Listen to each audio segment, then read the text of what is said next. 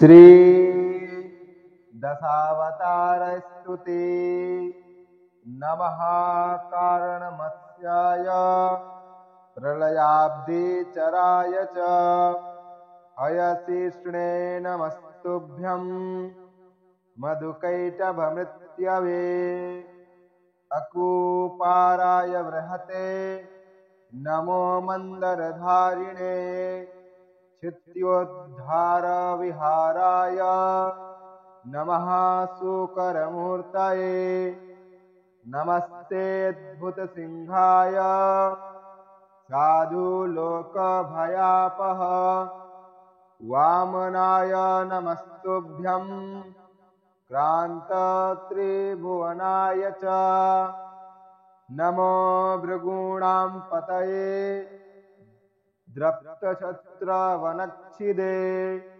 नमस्ते रघुवर्याय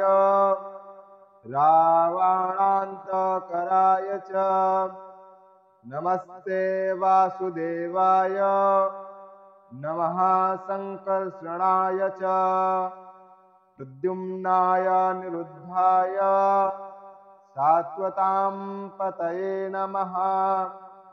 नमो बुद्धाय शुद्धाय दैत्यदानवमोहिने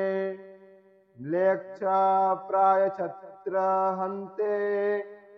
नमस्ते कल्किरूपिणे इति श्री अक्रूरकृत